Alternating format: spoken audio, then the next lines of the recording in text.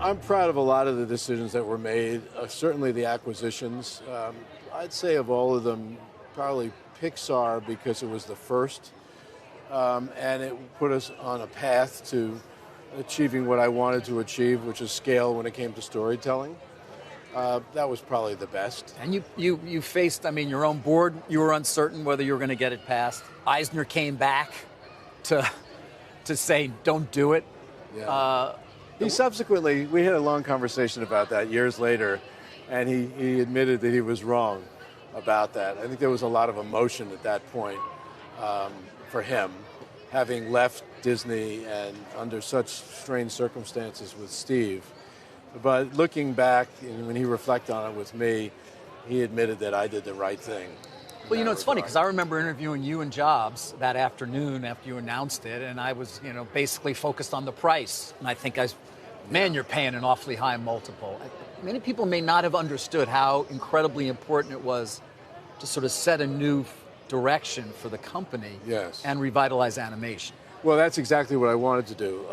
What I wanted to do more than anything is I wanted to send a signal to everybody at Disney that it was a new day, that we were more open-minded about expansion, in particular about partnerships, that creativity was the most important strategy for the company. And Pixar at that point exemplified original storytelling and quality and creativity in its highest form.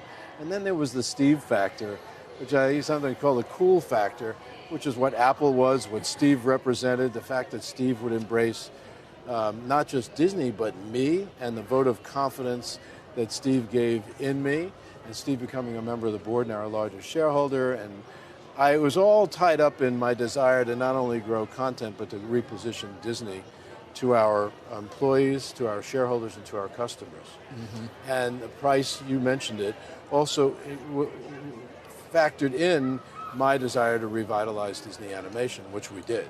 Right. And you look at Frozen, and you look at Moana, and you look at Zootopia, and you look at Wreck-It Ralph, and you look at Tangled, and the number of Academy Awards and the box office success, and all of the IP that generated. And how we're going to mine that IP for Disney Plus. It all was tied, really. Everything that we've done at Disney Animation since then was tied to the Pixar acquisition. Mm-hmm. Do you think it was something unique about you that allowed you to convince all of these founders to part with their babies?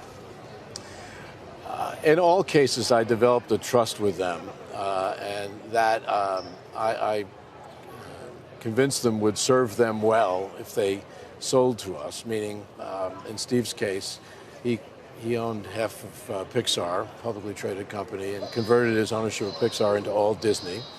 That, by the way, wasn't the motivation behind him doing it. It wasn't about growing his personal wealth at all. But more importantly, with Steve, I created a trust in him that the assets of Pixar and its people would be in the right hands. And so I think in terms of your question, what was it about me that convinced him?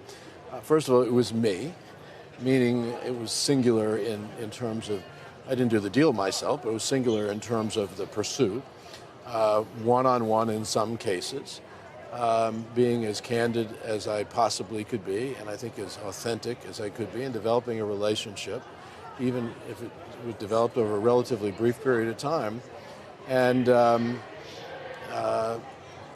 not disappointing him either. Shepard Smith here. Thanks for watching CNBC on YouTube.